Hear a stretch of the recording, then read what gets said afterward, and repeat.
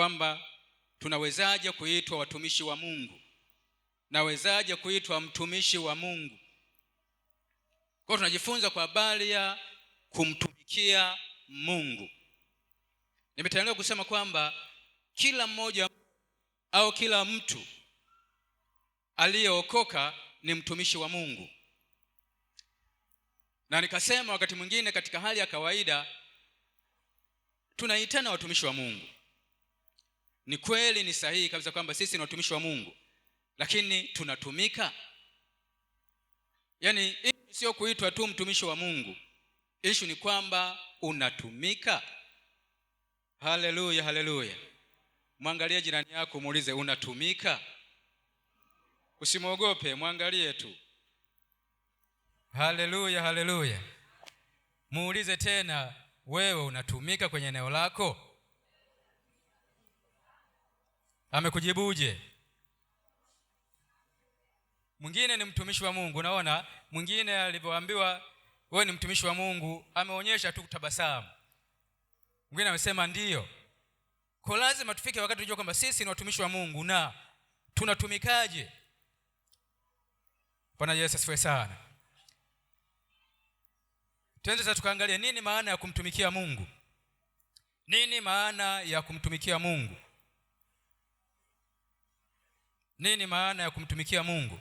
Tunaposema sisi ni watumishi wa Mungu, tunaposema sisi tumeokoka, sisi ni watumishi, tunamtumikia Mungu, tuweza tukaangalie kwamba nini maana ya kumtumikia Mungu. Ni kweli unaweza kuwa unafahamu kwamba unajulikana wewe ni mtumishi wa Mungu, wewe ni mtumishi na tunakuita ni mtumishi, lakini lazima tujue kweli tunaitwa watumishi na tunatumika. Kwa jambo la kwanza tuko kwenye nini maana ya kumtumikia Mungu. Nini maana ya kumtumikia Mungu? Jambo la kwanza tunasema ni hali ya kujitoa kikamilifu katika kuifanya kazi ya Mungu. Ni hali ya kujitoa kikamilifu. Ni hali ya kujitoa kikamilifu katika kufanya kazi ya Mungu. Tunasema ni hali ya kujitoa kikamilifu katika kumtumikia Mungu. Umekwisha kupata jibu kwamba kwa kweli kumbe mimi pengine ni mtumishi lakini sijajitoa bado. Haleluya, kanisa la Mungu. Kwa hiyo ni kujitoa.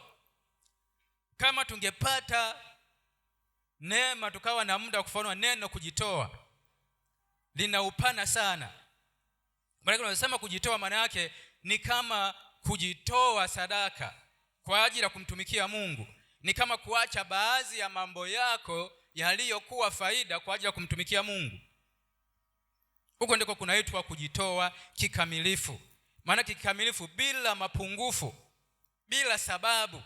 Leo tuna watu ambao wanaitwa watumishi wa Mungu, ni waimbaji, ni wana maombi, ni wanakwaya, lakini wana sababu nyingi.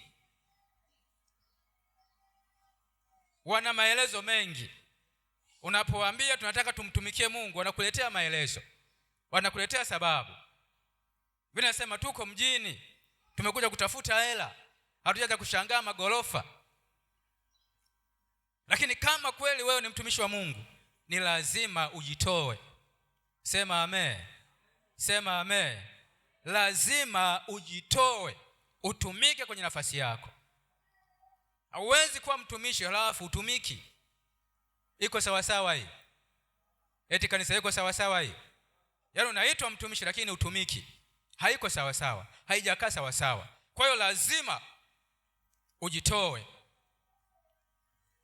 Kama ni muda kwenda kwenye mazoezi ya kwaya, uende. Kama mkubaliana labda wainjilisti wana maombi, mkutane mahali fulani, lazima uende. Usimamishe mambo yako, uende kwenye eneo la tukio na utumike pamoja na wengine. Sema amen. Haleluya, haleluya. Wakorintho wa kwanza 15 mstari wa 58. Siji project umeshafika huko. Wakorintho wa kwanza sura ya 15 mstari wa 58. Biblia inasema, basi ndugu zangu wapendwa, muimarike msitikisike, mkazidi sana katika kutenda kazi ya Bwana siku zote, kwa kuwa mwajua ya kuwa taabu yenu sio bure katika Bwana. Huyu ni mwandishi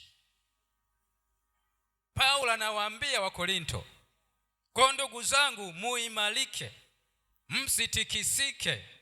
Haleluya, haleluya, haleluya, haleluya. Unaona, anawaambia ndugu zake waimarike, wasitikisike. Kwa nini? Kumbe katika hali ya kumtumikia Mungu tunaweza tukayumbishwa, aidha na mazingira, aidha na maisha, aidha na changamoto mbalimbali. Lakini pamoja na changamoto hizo, pamoja na changamoto tunazopitia, tunapaswa kuendelea kumtumikia Mungu bila kuweka sababu. Lakini mwisho anasema, maana taabu yenu sio bure. Kumbe kwenye kumtumikia Mungu kuna taabu, kuna shida. Hivi taabu ni kitu gani? Kanisa, haleluya. Taabu ni kitu gani? Ni raha au ni furaha? Ni mateso, ni mahangaiko, ni masumbufu. Unatamani mambo yako yaende sawa, lakini ratiba nyingine inakubana kwamba lazima uende kwenye mazoezi ya kwaya. Unatamani kufanya biashara muda fulani, lakini unaambiwa lazima tumepanga mazoezi muda fulani. Kwa hiyo vile vitu ambavyo ulikuwa unavitegemea vya kwako kwa ajili ya faida, unavisimamisha kwa ajili ya Mungu, unavisimamisha kwa ajili ya kufanya kazi ya Mungu. Ndio maana Paulo anatuambia leo kwamba taabu yetu katika kumtumikia Mungu sio bure. Haleluya, haleluya. Kwenye kutumika kuna taabu. Kwa hiyo kama unataka kuitwa mtumishi wa Mungu, lazima kubali shida, lazima kubali taabu, lazima kubali changamoto, lazima kubali matatizo. Haleluya, haleluya. Bwana Yesu atuhurumie sana. Kwa ni muhimu sana. Kanisa, Bwana Yesu asifiwe sana. Unaweza kutuwekea huo mstari kwenye, kwa ni muhimu sana. Wangapi wananisikia? Wangapi wananisikiliza? Haleluya, haleluya. Kuna wengine wako wananisikia, lakini kuna wengine wananisikiliza. Nataka mtu anayenisikiliza ambaye amemaanisha baada ya hapa ayatendee kazi haya ambayo tunajifunza. Haleluya, kanisa la Mungu. Kwa sababu tukizungumza kusikia, kila mtu anasikia, hata mtoto mchanga anasikia. Lakini tunapozungumzia kwa habari ya kusikiliza ni kitu kingine. Kusikiliza maana yake ni endelevu, ni maisha yetu. Kila siku tunajifunza. Kwa lugha nyepesi ni kwamba tunasema kusikiliza maana yake ni kusikia na kutendea kazi yale ambayo umeyasikiliza, yale ambayo umejifunza. Haleluya, haleluya, haleluya, haleluya. Bwana Yesu asifiwe sana. Kwa ni muhimu sana na wewe uimarike. Sema amen. Ili umtumikie Mungu utapitia changamoto. Hivi ni huduma gani ambayo haina changamoto yoyote? Kuna huduma yote ambayo haina changamoto? Uwe unataka mafanikio, lazima, kama ni kuamka mapema, kama ni kuamka saa 12, inatakiwa amke saa 12. Nitoe mfano huu alafu niendelee mbele. Kwa mfano, labda wewe unafanya biashara, labda bidhaa unaenda kuchukua labda Kariakoo, labda unaishi Tegeta, alafu wewe na ile bidhaa yako ile ni bidhaa ambayo inahitajika kuanzia saa 1 asubuhi mwisho mpaka saa 4 au saa 5. Na wewe ni mfanyabiashara wa aina hiyo. Sasa badala ya kuamka saa 11 uende Kariakoo ili saa 1 wewe umesharudi Tegeta na kuwauzia hao wateja wako na kupata hela, wewe unaamka saa 4, unaenda Kariakoo, unarudi Kariakoo, unafika Tegeta saa 8. Utafanikiwa? Utafanikiwa? Hauwezi kufanikiwa. Kwa hiyo ili uweze kufanya biashara vizuri, lazima uamke mapema, uwawahi wateja wako ili uweze kuuza, upate hela na maisha yako yainuke. Mungu atatuhurumie sana. Bwana Yesu asifiwe sana. Kwa hiyo kwenye utumishi vile vile tunataka kumtumikia Mungu, lazima tuumie. Kama ni mwimbaji unataka kuimba vizuri, lazima kubali kuumia. Mwalimu anakurekebisha, unajua mtumishi hapa unaimba flati, hebu imbia hapa. Ukianza kukasirika kwamba mwalimu ananionea, maana yake tayari umefeli kwenye eneo la uimbaji. Hautaimba vizuri. Wenzako wanacheza step namna hii, wanapeleka mguu mbele, wewe ni mguu pande, mguu sawa. Lazima mwalimu akurekebishe. Kwa hiyo kwenye kurekebishwa kule ndio sasa tunasema ni taabu, ni shida. Pengine kulingana na heshima yako, hukupenda, hakutakiwa kuambiwa hebu cheza vizuri. Lakini sababu wewe ni mtumishi wa Mungu, lazima upitie shida, lazima kubaliane na hayo maelekezo. Bwana Yesu asifiwe sana. Bwana Yesu asifiwe sana. Kwa hiyo lazima kama unataka kutumika ukubali shida. Haleluya, haleluya. Haleluya, haleluya. Jambo la pili au namba 2. Sema ni hali ya mtu kuamua yeye mwenyewe, ni hali ya mtu kuamua yeye mwenyewe kutoka moyoni mwake.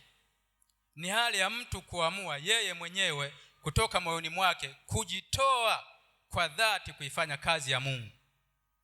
Ni hali ya mtu kuamua yeye mwenyewe kutoka moyoni. Hali ya mtu kuamua yeye mwenyewe kwa dhati kutoka moyoni kuifanya kazi ya Mungu. Haleluya, kanisa la Mungu.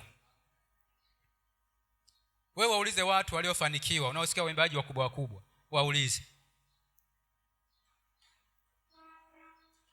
Mimi sijawa mwimbaji wa siku nyingi, nimeanza kuimbia hapa. Lakini nimekuwa nikiona waimbaji binafsi waliofanikiwa, kwaya zilizofanikiwa, waliamua kuumia. Unajua ukikutana na waimbaji sawa sawa waliokubali, wanafanyaga mpaka mazoezi.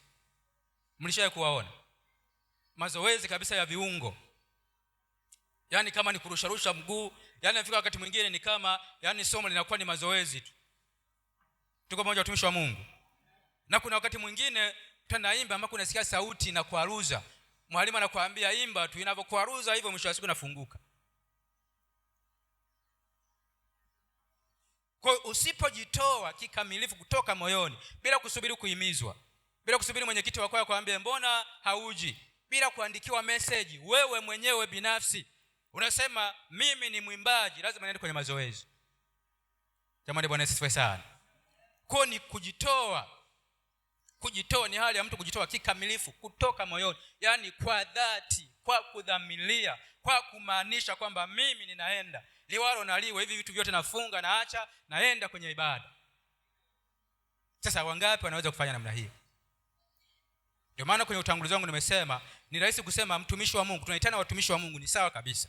Lakini unatumika? Haleluya, kanisa la Mungu. Wewe ni mwimbaji mpaka upigiwe simu na mwenyekiti, mtumishi uko wapi? Niko hapa cha Simba hapa, ndio natafuta bodaboda nipande nije. Mtumishi uko wapi? Niko huku Kariakoo, ndio najitahidi ni. Mtumishi uko wapi? Yaani ndio unakuwa kama yaani haujamanisha. Kanisa, Bwana Yesu turumie sana. Haleluya, haleluya. Kwa ni muhimu sana, ni muhimu sana. Warumi 12 mstari wa kwanza na wa pili. Warumi 12 mstari wa kwanza na wa pili. Kwa lazima kuamua kujitoa wewe mwenyewe kutoka moyoni kwa dhati. Warumi 12 mstari wa kwanza na wa pili nasema, basi ndugu zangu, na wasihi kwa huruma zake Mungu, itoeni miili yenu iwe dhabihu iliyo hai, takatifu, ya kumpendeza Mungu, ndiyo ibada yenye maana. Mstari wa pili, wala msifuatishe namna dunia hii, bali mgeuzwe kwa kufanywa upya nia zenu, mpate kujua hakika mapenzi ya Mungu yaliyo mema, ya kumpendeza Mungu na ukamilifu. Amen. Rudisha mstari wa kwanza. Haleluya, haleluya. Basi ndugu zangu, na wasihi kwa huruma zake Mungu, itoweni miili yenu. Kumbe ni kuitoa miili yetu. Kanisa, Bwana Yesu asifiwe sana. Haleluya, haleluya. Hebu mpigieni Bwana Yesu makofi na vigelegele. Haleluya, haleluya, haleluya. Kwamba itoweni miili yenu iwe dhabihu iliyo takatifu. Maana yake hatuwezi kukwepa kuitoa miili yetu kama tunataka kumtumikia Mungu. Haleluya, kanisa la Mungu. Hatuwezi kuacha kuumia kama tumemaanisha au tumeamua kumtumikia Mungu katika eneo lolote. Kama wewe ni mtumishi, hautaki kuumia kwenye utumishi huu, kwenye kumtumikia Mungu, maana bado hauna sifa ya kuitwa mtumishi. Sijui kuna watu wananielewa hapa. Kuna watu wananisikia. Narudia tena, yani kama wewe ni mtumishi lakini hutaki kuumia, maana bado haujawa na vigezo vya kuitwa mtumishi wa Mungu. Sababu hakuna mtumishi wa Mungu ambaye anatumika kitambalale. Hayupo na hatatokea. Haleluya, haleluya. Kwa ni muhimu sana, kwa lazima tuitoe miili yetu iwe dhabihu iliyo takatifu inayompendeza Mungu. Bwana Yesu asifiwe sana. Haleluya, kanisa la Mungu. Kwa ni muhimu, watumishi wenzangu, kama tumemaanisha kumtumikia Mungu, kuanzia leo, kama wewe ulikuwa ni mtumishi ambao unahimizwa sana, yani mwenyekiti wa kwaya mpaka ananuaga vocha ya 1000 inaisha kwa kutafuta tu wewe, ubadilike leo. Uanze kumaanisha, uanze kutenda, uanze kutumika kwa kumaanisha. Usianze kupepewa kama ndizi. Mnajua zile ndizi za kupepewa zile, au maembe ya kupepewa yale ndio yaive. Kama watumishi lazima tukubali kuumia, tuitoe miili yetu. Kama ni mwimbaji, jitoe, kubali maumivu. Haleluya, watumishi wa Mungu. Kama ni mwanamuombe, jitoe, kubali maumivu. Kama ni mtumishi, mwimbaji, mwinjilisti, mwalimu, hakikisha kwamba unajitoa na kubali maumivu, na hubiri injili kwa maumivu. Unafunga na kuomba ili Mungu akufungue, ili Mungu akuongoze, ili Mungu akutumie. Hayo yote ni maumivu, hayo yote ni kujitoa. Haleluya, kanisa la Mungu. Bwana Yesu asifiwe sana. Lazima tuombe, lazima tujibidiishe. Kama hivi tumeambiwa kuna mkutano wa mabepande, usianze kuangalia kwamba itakuwaje. Wewe nenda, kwa sababu kazi hii inakuhusu. Kanisa, Bwana Yesu asifiwe sana. Kwa hiyo kuitoa miili yetu. Naomba tusome wote. Basi ndugu zangu,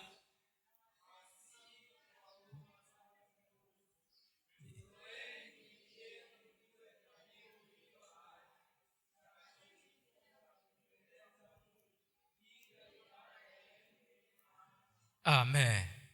Kwa lazima tuitoe miili yetu. Kwa habari ya kumtumikia Mungu sio mchezo. Ukitaka kujua zaidi, pengine wengine tumemtumikia Mungu miaka hivi karibuni, muulize baba askofu.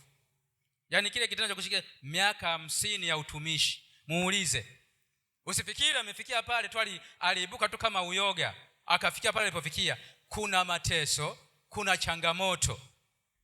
Kuna kipindi aliwahi kutushuhudia hapa baadhi ya viongozi, hata kabla hajamaliza ushuhuda haukuishi, watu walianza kulia, watu ilikuwa mpaka yeye mwenyewe akakatisha ushuhuda. Mambo mazito, mambo makubwa ambayo amekutana nayo kwenye utumishi. Sasa wewe unataka kutumike kirahisi tu. Unataka tu uimbe kirahisi tu. Unataka tu uhubiri kirahisi tu. Unataka, haiwezekani. Iwe ni mhudumu, unaweza ukasimama hapa ukafundisha. Watu wengine wanasema hajui kufundisha. Siwezi katokea. Mtu mwenyewe anajifanya anajua kufundisha, hajui lolote yule. Na wanakuambia wakati mwingine live, anajifanya tu anajua kufundisha, anajifanya tu anajua kuhubiri, kumbe hamna lolote. Anajifanya tu. Hayo yote ni maumivu. Unapong'ang'ana kwamba pamoja na kwamba anaonekana sina maana, lakini lazima nimtumikie Mungu hata kama anaonekana sina maana. Yale ni maumivu. Unautoa mwili wako, unajitoa kuwa dhabihu. Haleluya, haleluya. Pale ambapo unavunjwa moyo halafu wewe unasonga mbele. Pale ambapo unaambiwa wewe hujui kuimba lakini unaendelea kuimba. Pale ambapo unaambiwa wewe hujui kuhubiri lakini unaendelea kuhubiri. Kule ni kujitoa. Haleluya, haleluya. Kila mtu anataka kuzuia lakini wewe unasonga mbele. Unakubali maumivu wakati mwingine, unajisikia vibaya wakati mwingine, lakini unasema Yesu nitie nguvu. Unahubiri, unafundisha, unaimba bila kukata tamaa. Unasema jamaa yule mtu hata aone aibu, hata ajisikii vibaya, tunamsema lakini havunjiki moyo. Unapoendelea kusonga mbele, tunasema huko ni kujitoa. Wakati mwingine tunavunjanaga moyo sisi wenyewe. Haleluya, utumishi wa Mungu. Jamani, Mungu atuhurumie sana. Unajitoa sana, lakini unashangaa mwisho wa siku mtu mwingine anakuona kama yani ulikuwa tu unacheza. Mtu mwingine anakuona mpuuzi tu. Pamoja na hayo yote, wewe songa mbele. Wewe kubali kutoa mwili wako. Paulo anatumia neno nawasihi kwa huruma zake Mungu, itoweni miili yenu. Mwambie jirani yako, toa mwili wako kwa ajili ya Bwana. Sio kwenda kupigana, wala sio kwenda kusengenya, wala sio kuwanyoshia vidole watumishi wa Mungu. Toa miili yetu kwa ajili ya kumtumikia Mungu, kwa ajili ya kujitoa kufanya kazi ya Mungu. Haleluya, haleluya. Haleluya, haleluya. Sema amen, amen, amen. Amen. Bwana Yesu asifiwe sana. Jambo lingine, alafu nitahama kwenye kipengele hiki.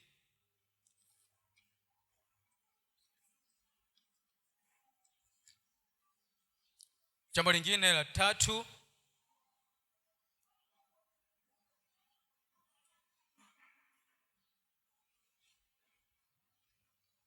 jambo lingine ni hali ya mtu kuamua. Ni hali ya mtu kuamua kuacha kukwazika. Ni hali ya mtu kuamua kuacha kukwazika.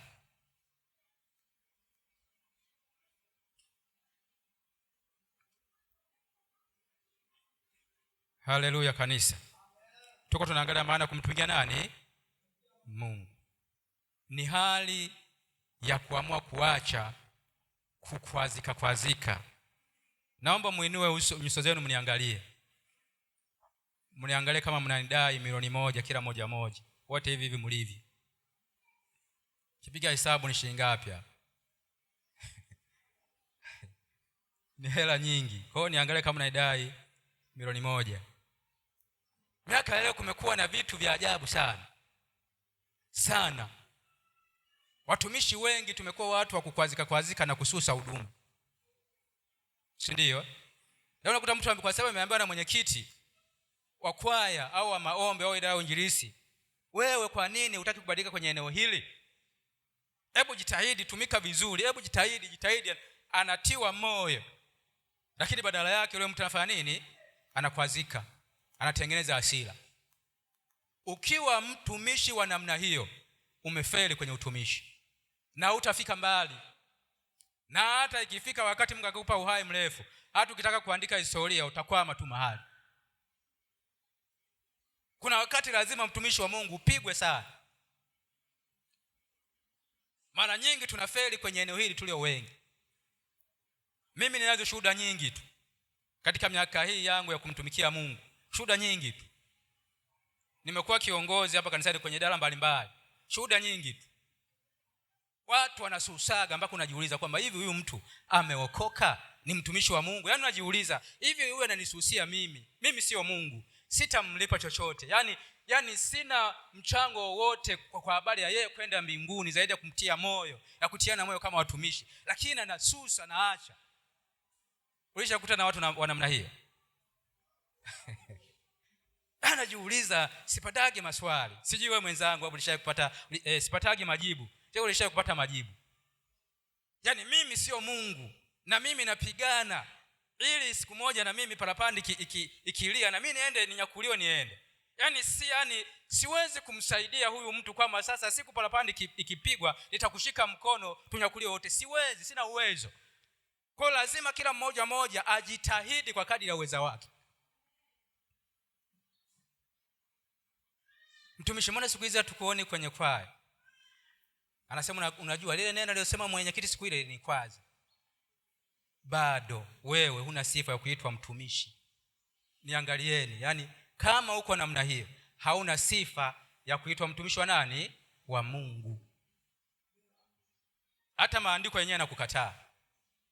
Lazima ujitoe. Mtu mmoja ndiye akaambiwa na mwalimu, mbona wenzako unacheza migurubaja kwenye kwaya? Unacheza migurubaja, eti kaacha kwaya. Kitapoulizwa eti mwalimu nimeambia unacheza migurubaja. Mbona jepesi tu?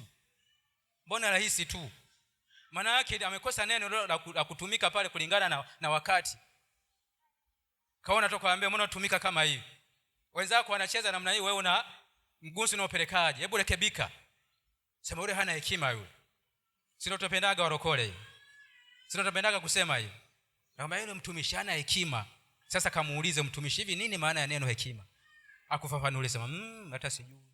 Sasa unajuaje, unawezaje kuwa na ujasiri usema hana hekima? Nini maana yake?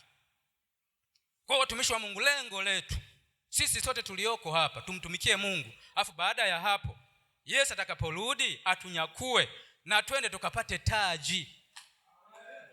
Hakuna mtu anasema mtumishi Simoni nigawie kidogo. Itawezekana? Kila mtu. Na hizo taji tunatengeneza duniani hapa, sio baada ya kufa. Kwa hiyo tunaposema kumtumikia Mungu, epukana na hali ya kukwazika. Yaani mwingine imekuwa ni kama ni kipawa, kalama. Yaani kuna watu mliko niambia kwamba yani huyu kama vipawa hivyo vipo vya kukwazika, huyu namba moja. Kwa nini ujaja kanisani? Hapo kanisani bwana kuna maneno. Wewe unataka kusikia nini? Wakusifie. Wewe utakuja kwamba hakuna kitu cha namna hiyo. Tumika tu vile ambavyo Mungu amekujalia. Angalia kwenye familia yenu. Mmezaliwa watoto 9 au 10. Wote mnapendana? Wote mnaheshimiana? Kuna wakati mnavunjiana heshima. Mmezaliwa baba mmoja mama mmoja. Hakuna aliyechakachuliwa. Wote mko origin. Lakini mnapishana. Sasa wewe umetoka Kigoma, mimi nimetoka Bukoba, umetoka Iringa, yani mpaka tuje tukae pamoja, tunahitaji neema ya Mungu. Kwa ili kutumika sasa sawa sawa, unahitaji muangalie Mungu, sio mtu. Haleluya. Jamani, Bwana Yesu asifiwe sana. Kama una tabia za kukwazika kwenye utumishi, acha. Zaburi 119. Zaburi 119 mstari wa 165. Biblia inasema wana amani nyingi pendao sheria ya Bwana na wala hawana la kuwakwaza. Tuweke hapo kwenye skrini. Zaburi 119 mstari wa 165. Kanisa, Bwana Yesu asifiwe sana. Kuwa imara. Jiamini kwamba wewe ni mtumishi wa Mungu. Kitu chochote au jambo lolote lisikukwamishe. Biblia inasema wana amani nyingi waipendao sheria yako wala hawana la kuwakwaza. Haleluya. Jamani, Bwana Yesu asifiwe sana. Kwa lazima hivi, sheria ya Bwana ni nini? Sheria ya Bwana anasema wana amani nyingi waipendao sheria yako. Sheria ya Mungu ni nini? Sheria ya Mungu ni yale maagizo tunayoagizwa: usiibe, usizini, usiseme uongo, usitukane, usidanganye, usizushe na kadhalika. Tunapokuwa watakatifu, tunapotembea sawa sawa mapenzi ya Mungu, hakuna haja kususia. Mtu mmoja sema, unajua nilikuwa siji kwenye idara hii kwa sababu ya mtu fulani. Wewe uko sawa kweli tumishi? Mtu fulani ana mbingu. Muulize jirani yako, hivi jirani yako ana mbingu? Muulize jirani yako, mtazame. Mnaogopana? Muulize jirani yako, hivi wewe una mbingu? Mbona uko mwambizani huko?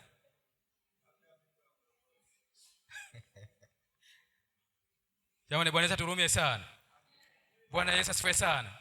Mimi sina mbingu, wewe tumika. Yaani hata kama wangekuzomea. Nampenda sana mtu mmoja katika Biblia, katika Luka, yule Batimayo kipofu, sema mfahamu, ushasoma habari zake. Anasema yeye alikuwa ni ombaomba alafu kipofu, na alikuwa na keti kando ya njia. Biblia inasema alikuwa haoni, lakini aliposikia siku hiyo mtaani kwake, alipokuwa naombaomba kule, anasikia watu kelele nyingi tofauti na vile alivyokuwa amezoea. Aliuliza, jamani kuna kitu gani? Wakamwambia Yesu Mnazareti anapita. Biblia inasema akaanza kupaza sauti. Ukukumbe kwamba alikuwa haoni na alikuwa hajui kwamba Yesu yuko umbali kiasi gani. Kwa hiyo alikuwa anapiga kelele, Yesu mwana wa Daudi nirehemu, nirehemu. Biblia inasema watu wengi walimkemea, wakamnyamazisha. Ukisoma hapo anasema walipokuwa wanamnyamazisha, yeye alizidi kupaza sauti, mwana wa Daudi unirehemu. Biblia inasema Yesu alipofika pale akamwambia mwiteni. Kitu gani kilichomsaidia yule mtu?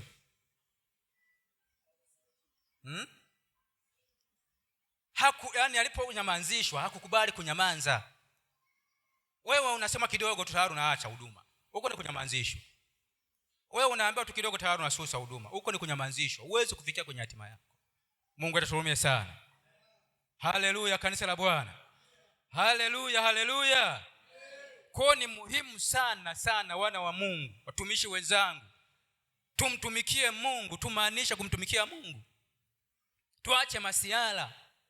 Acha kuja kanisani kama mtu ambaye umekuja kutalii. Acha kuishi kanisani kama mtalii. Kubali na wewe utumike kwenye eneo fulani. Unatoka kwenu Buhigwe, unatoka kwenu wapi, Bukoba, Kagera, Mbeya. Kule ulikuwa mwimbaji, kule ulikuwa mwalimu wa neno, kule ulikuwa mhubiri. Ukifika Dar es Salaam unamezwa na maisha. Unabaki tu kwenye historia. Unajua kule kwetu kule mimi nilikuwa mtumishi sana. Sina kuaga hivyo. Nilikuwa mtumishi sana. Alafu kimeza sasa ulikuwa mtumishi sana, vilishaje sasa? Eti niko Dar es Salaam sasa, hakuna. Hujamaanisha, hujaamua kujitoa. Hakuna Dar es Salaam wala dizimu wala wapi kinachoweza kumzuia mtu aliyeamua kumtumikia Mungu hata kwenye mazingira magumu. Mimi nimeokokea Dar es Salaam hapa, ambako mnasema ndo kugumu. Mimi nimeokokea Dar es Salaam, lakini naendelea kumtumikia Mungu. Jamani, Bwana Yesu asifiwe sana. Haleluya kanisa la Mungu. Kwa hiyo ni muhimu sana tutumike. Kila mmoja awepo kwenye kutumika. Usisubiri mpaka upetiwe. Usisubiri mpaka ulazimishwe. Usisubiri mpaka, kama wewe ni mwimbaji na unatamani kuimba, anza kutafuta niimbie kwaya gani. Kama wewe ni mwana maombi, tafuta nijiunge kwenye maombi. Kama ni nani, tafuta, anza kutumika. Usijifiche kanisani. Hiyo huduma yako hiyo siku moja utaitolea hesabu. Hicho kipawa ulichokupa Mungu utakitolea hesabu. Unaweza kaona ni rahisi tu tunasema hawa si wanasema tu, labda wanatafuta watu waongezeke kwenye kwaya au kanisani, lakini ukweli halisi ni kwamba lazima tumtumikie Mungu na mwisho wa siku tutalipwa. Haleluya, haleluya. Kwa hiyo usibaki tu kama vile yani wewe kama havikuhusu hivi. Mungu atuhurumie sana. Haleluya, haleluya. Twende kwa kipengele changu cha mwisho alafu nitamaliza. Jinsi ya kumtumikia Mungu. Jinsi ya kumtumikia Mungu.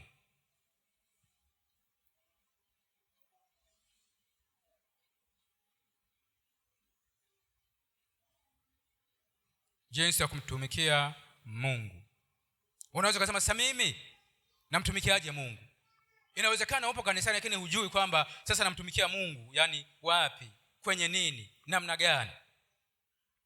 Kweli nimeokoka, lakini namtumikia Mungu kwenye eneo gani? Je, kufagia kanisa ni utumishi? Jibu ni ndio.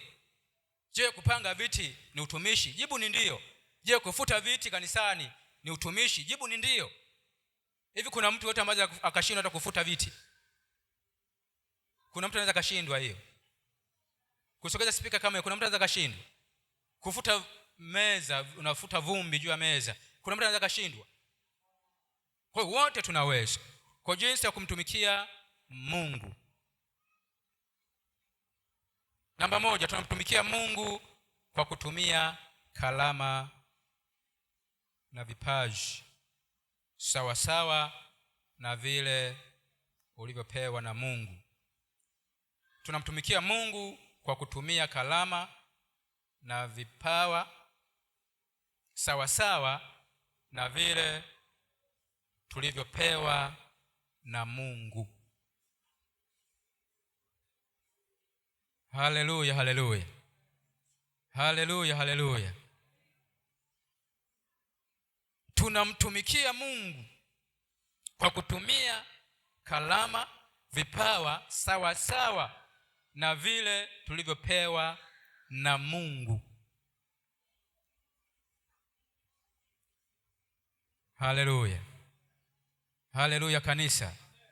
Kama ni mwimbaji, tumika kwenye eneo hilo ambalo Mungu amekupa. Usije kwenye kuhubiri na wakati hujui kuhubiri. Oh haleluya. Oh unalazimisha. Kwenye nafasi yako ile ambayo unasikia kabisa kwamba hapa kwa kweli nikiimba nasikia upako unashuka, ndio kwenye eneo lako. Amina, watumishi wa Mungu. Nikisimama hapa kwenye kuhubiri kwa kweli nasikia yani ndio natoka vizuri. Sema kwenye kufundisha ndio nasikia vizuri. Usidandie huduma ambayo sio ya kwako. Tuko pamoja, watumishi wa Mungu. Haleluya kanisa la Mungu. Kwa tunamtumikia Mungu kulingana na vile vipaji tulivyopewa na Mungu, kulingana na nafasi. Sema wengine mitume, wengine manabii, wengine wainjilisti, wengine walimu. Kwa staili hiyo hiyo, wengine waimbaji. Tumika kwenye eneo lako hilo.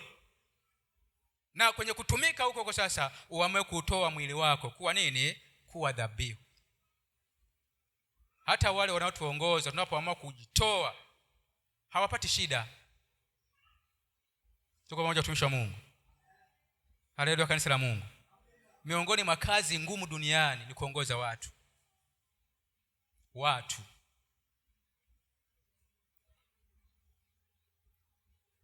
Haleluya. Ngoja nibadilishe kidogo. Kuongoza watu hasa walioko makanisani. Kazi ngumu. Kwanza unakuta unamuongoza mtu anakuzidi elimu. Amesoma mpaka chuo, wewe umesha darasa la 7. Kwa wewe ndio umepewa kwa kiongozi wake. Alafu namwambia sema anakuangalia na kupandisha na kushusha. Kiujiza umeishia darasa la 2 lenyewe. Yaani darasa la 2 lenyewe umefeli. Haya ananiambia nini? Tena ulikosea, tutakiwa mimi ndio nimuongoze huyu. Sio yeye aniongoze.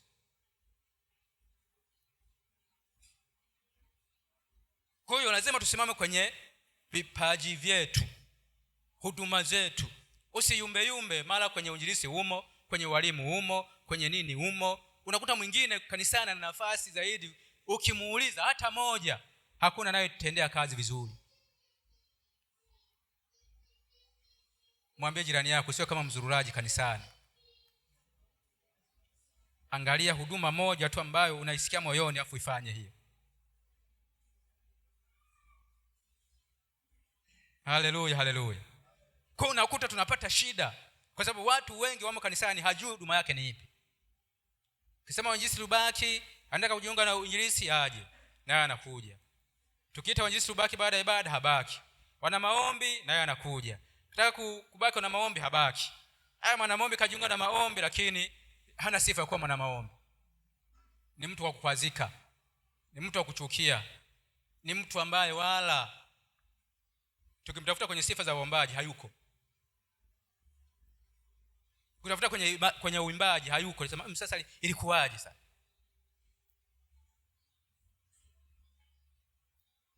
Haleluya, haleluya. Haleluya, haleluya. Kwa hiyo ni muhimu sana, kama ulikuwa hujui kipaji chako au huduma yako, hebu anza kujipeleleza leo kwamba mimi nafaa nitumike kwenye eneo gani. Natumika kwenye uimbaji, natumika kwenye nini, natumika kwenye, unaweza kuwa hata na maeneo mawili matatu, lakini lazima uangalie eneo ambalo kabisa utatenda, utafanya kwa ukamilifu. Biblia inasema hakuna mtu anaweza kutumikia mabwana wawili. Atashikamana na huyu, atampuuzia huyu. Iko kibiblia kabisa. Kwa kuwa wakati mwingine huduma nyingi usifike kwa ndio utumishi. Lazima uchague nafasi yako ni ipi. Haleluya, kanisa la Mungu. Bwana Yesu asifiwe sana.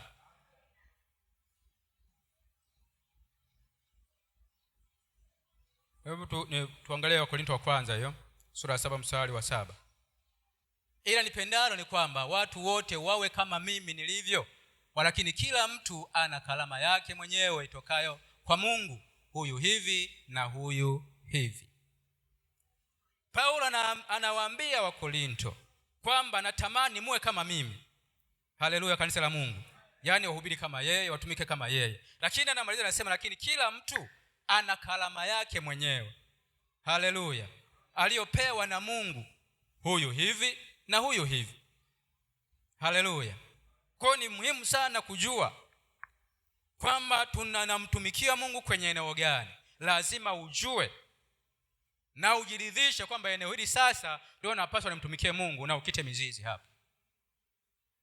Kuliko mara huku mara kule, huku kamatiki, huku ushikiki. Sasa tunashindwa kuelewa kwamba huyu mtu kwenye eneo gani. Kwa jambo la kwanza tumeona kwamba tunamtumikia Mungu, tunamtumikia Mungu kupitia kalama zetu. Jambo la pili tunamtumikia Mungu kwa kuwa tunamtumikia Mungu kwa kutumia tunamtumikia Mungu kwa kutumia mali zetu. Tunamtumikia Mungu kwa kutumia mali zetu. Toa mchango kwa ajili ya Injili, toa mchango kwa ajili ya kusapoti kazi ya Mungu. Huo ni utumishi pia. Haleluya, utumishi wa Mungu. Haleluya, kanisa la Mungu. Kwa mali zetu, sadaka, kama vile sadaka unatoa, kwa mfano kama nilivyotangulia kusema, kusapoti kazi ya Mungu, na msapoti mtumishi wa Mungu. Sapoti kama ni kununua nini, unaleta sabuni, unanunua sabuni, nunua mkate, walisi nini, nunua kiti. Toa mchango, na msaidia mtu anatakiwa kwenda kufanya huduma mahali fulani. Mtu ana nauli ya kwenda Mabwepande, unamwambia na kuchangia. Hizo zote ni nini? Ni kumtumikia Mungu. Haleluya, watumishi wa Mungu.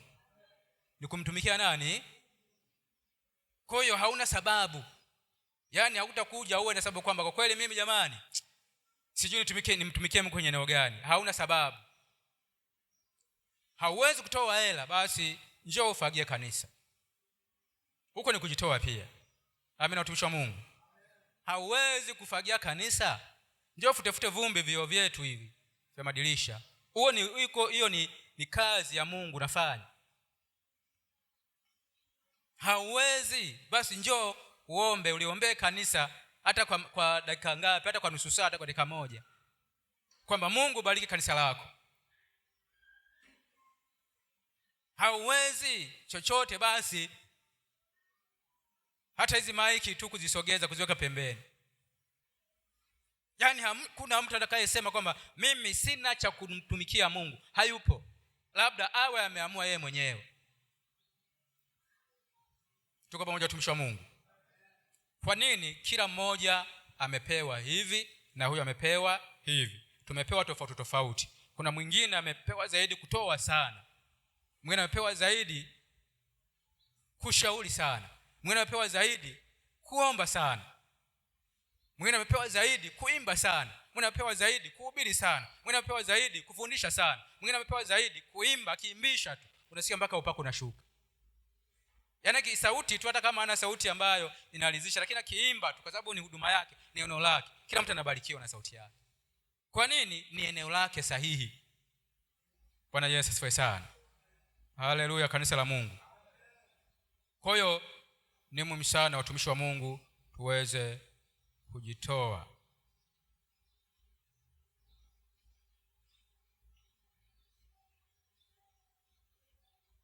Na jambo lingine, tunamtumikia Mungu kwa kwenda kuona wajane. Tunamtumikia Mungu kwa kwenda kuona wajane wenye shida mbalimbali, wenye uhitaji. Unapochukua sabuni yako ukaenda ukampa mama mjane, ukampa mgane, kule ni aina fulani ya kujitoa, ni aina fulani ya huduma. Jamani, Bwana Yesu asifiwe sana. Jamani, Bwana Yesu asifiwe sana. Kwa hiyo yote ni maeneo ya kujitoa. Yote ni maeneo ambayo kila mmoja amejaliwa, na usimhukumu yule ambaye pengine hatoi kama wewe. Tuko pamoja, watumishi wa Mungu. Nimesema mwingine ndiyo huduma yake, asipotoa, na sio tu sadaka kanisani, anaweza katoa chochote tu kanisani. Haleluya, watumishi wa Mungu. Kwa sababu mimi natoaga vitu vingi sana, nafanyaga hiki na hiki kanisani, lakini wengine wafanyi. Hawa ambao wafanyi sio eneo lao. Tuko pamoja, watumishi wa Mungu. Wewe unayefanya, ambao unasikia usipofanya unakosa amani, maana yake ndio eneo lako hiyo. Kwa kila mmoja kwa nafasi yake, asimhukumu sasa mwingine kwamba mbona yeye anafanyaga kidogo tu, mbona yeye anatoka kidogo tu. Ni eneo lake. Jina Bwana libarikiwe sana. Bwana Yesu asifiwe sana. Kanisa, Bwana Yesu asifiwe sana. Kwa hiyo hakuna namna yote kukwepa kwamba mimi jamani sina eneo kumtumikia Mungu. Na ukimsikia mtu wa namna hiyo, msaidie. Haleluya, kanisa la Mungu.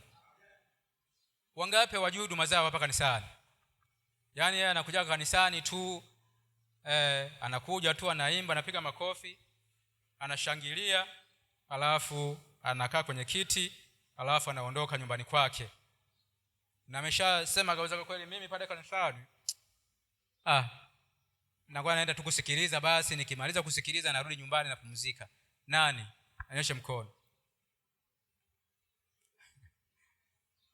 Wote tunamtumikia Mungu kwenye maeneo yetu. Basi Mungu akubariki sana. Haleluya, haleluya. Lengo ni kwamba tunaelezana haya, lengo ni kwamba ujue eneo unalomtumikia Mungu. Ukifahamu na ukatumika, itakuwa ni vizuri zaidi. Lakini kumbuke, kwenye kumtumikia Mungu kuna shida. Bwana Yesu asifiwe sana. Lakini pia tunamtumikia Mungu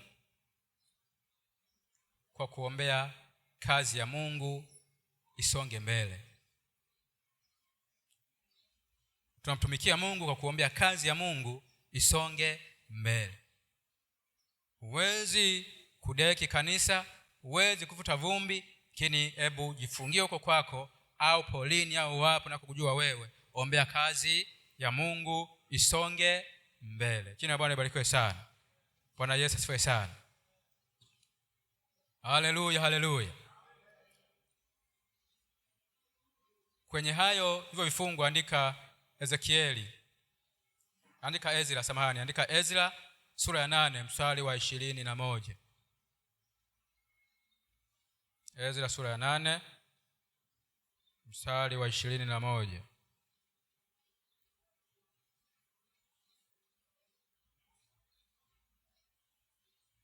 Naweza kuona jiuliza, naomba kwa sababu gani? Kumuombea tu hata watoto wachekechea ni huduma. Kuniombea mimi, kumwombea mtumishi mwenzako bado ni utumishi. Haleluya, watumishi wa Mungu. Tusome hapo. Ndipo nikaamuru kufunga hapo penye mto Ahava, ili tupate kujinyenyekeza mbele za Mungu na kutafuta kwake njia iliyonyoka kwa ajili yetu sisi wenyewe na kwa ajili ya watoto wetu na kwa ajili ya mali zetu. Bwana Yesu asifiwe sana. Kwa hiyo unaweza kusema mimi nafanya kitu gani sasa? Kiangalia hayo maandiko, unapoamua kuombea aidha familia mtu fulani, unamsaidia yule unayemwombea, hata kama kungekuwa na tatizo linaloweza kumpata lisimpate. Maana pale tayari umejitoa, umetoa muda wako. Unajua kwenye kumtolea Mungu sio fedha tu. Haleluya, watumishi wa Mungu. Kuna kutoa kwa ajili, kuna kutoa muda. Unaacha mambo yako, unaenda, unafunga na kuomba kwa ajili ya mtu fulani. Hata mtu akikuuliza, hivi unamwombea yule fulani unamjua? Anasema nimesikia tu nimuombee. Maana ni sehemu ya utoaji. Maana ni sehemu ya kutafuta baraka. Bwana Yesu asifiwe sana. Kwa hiyo kwa sababu hiyo basi hauna sababu, sina sababu hata kusema sina cha kufanya kwenye nyumba ya Mungu, sina jambo lolote. Kwa hiyo kama ulikuwa ujue, basi ufahamu kwamba unawajibika kufanya kazi ya Mungu, unawajibika kujitoa kufanya kazi ya Mungu, unawajibika kumtolea Mungu, unawajibika kuimba kwenye eneo lako, unawajibika kujitoa kwenye eneo lako. Usione kama unakuwa unapoteza muda. Tuko pamoja watumishi wa Mungu? Kanisa tuko pamoja? Kwa lazima uelewe. Ninaamini yule ambaye alikuwa hajui basi amejua kwamba kumbe na mimi hata nikisema nifunge na kuomba kwa ajili ya mtu fulani tayari nimetoa. Haleluya. Kule kuacha tu mambo yako kwa ajili ya mtu fulani, kule tu kuacha mambo yako kwa ajili yangu mimi mkaniombea, tayari ni sehemu ya utoaji. Japo wakati mwingine inaweza siwe rahisi kwamba hivi nifunge na kuomba nimwombee fulani ila fanikiwe. Hiyo nayo inahitaji neema ya Mungu pia. Tuko pamoja watumishi wa Mungu? Haleluya. Kwa tunamhitaji Mungu, lakini zingatia jambo moja la muhimu kwamba kila mmoja amepewa kwa eneo lake. Kwa hiyo eneo lako hilo la kuombea watu, hebu ombea watu. Eneo hilo la kufariji watu, hebu fariji watu. Eneo hilo la kusaidia watu kwenye eneo hilo, kwenye maeneo hayo, hebu fanya kwa kumaanisha. Na usihofie gharama, na usijutie muda wako. Biblia inasema taabu yenu sio bure katika nini? Katika Bwana. Uko kufunga kwa ajili ya mtu fulani, taabu yako sio bure katika Bwana. Kuna siku utasimama, utapokea taji kubwa. Alafu unajua nifanya kitu gani? Anasema nimwombea mtumishi Mahunda na familia yake. Walitakiwa wauawe, walitakiwa waangamie, walitakiwa agongwe na bodaboda, lakini kupitia maombi yako alinusulika. Chukua hii. Sitakuwa ni vizuri jamani? Kwa hiyo usifikiri kwamba tunapotumika au unapotumika kwamba unafanya kazi ya bure, utalipwa. Petro alimuuliza Yesu, sisi ambao tumeacha mashamba yetu, mali zetu, nyavu zetu na kadhalika, tutapata nini basi? Yaani tumeamua kukufuata wewe Yesu, tutapata kitu gani? Yesu anawaambia watapata mara 100 duniani, alafu na uzima wa milele. Na hata leo iko hivyo. Utapata mara 100 duniani, lakini mwisho wa siku ni uzima wa nini? Wa milele. Kwa hiyo usichoke kutenda mema, usichoke kutumika. Hebu mtumikie Mungu bila kujali mazingira. Na Mungu awabariki sana. Amen. Amen. Baada ya hapo niombe kama kuna watu wanatamani kumtumikia Mungu, lakini vikwazo, changamoto zimekuwa nyingi, waje hapa mbele tusimame tuombe ili Mungu aweze kuwasaidia na kuwafanikisha. Karibu kama upo tamani kwamba natamani nimtumikie Mungu, lakini kuna vitu vinanizuia. Tamani nimtumikie Mungu kwenye nafasi, lakini kuna changamoto mbalimbali. Njoo mbele hapa tumuombe Mungu na tunaamini Mungu atakufanikisha. Lakini tunapokuombea sasa kwamba huduma yako ikue, hakikisha unamaanisha kwenye kumtumikia Mungu. Karibu kama upo.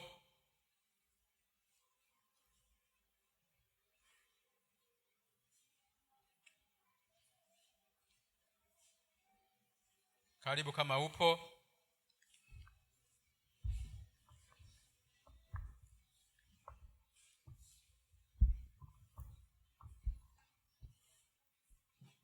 Niombe kanisa tusimame. Simama alafu elekeza mkono huku. Ningeomba watumishi baadhi ya watumishi, njoni tuwaekee mikono kabisa watumishi waliosimama. Watumishi wa Mungu, njoni mbele. Wainjilisti, wanani, wana maombi.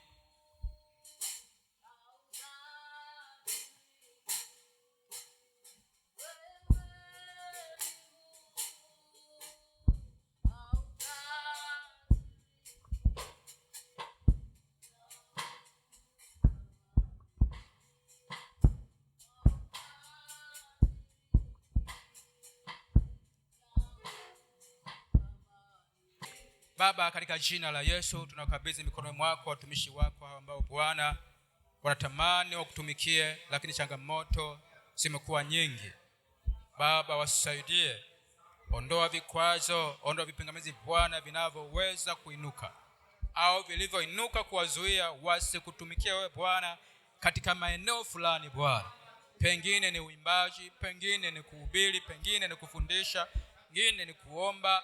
Bwana wasaidie katika jina la Yesu. Kila vikwazo, kila vipingamizi vyote vya adui vikapate kushindwa katika jina la Yesu aliye hai. Baba, ukaonekane kwao. Baba, ukatende kwao Bwana. Wametambua, wamegundua kwamba wanatamani watumike, lakini kuna vitu vinavyovuta nyuma. Mungu wasaidie. Mungu watunze.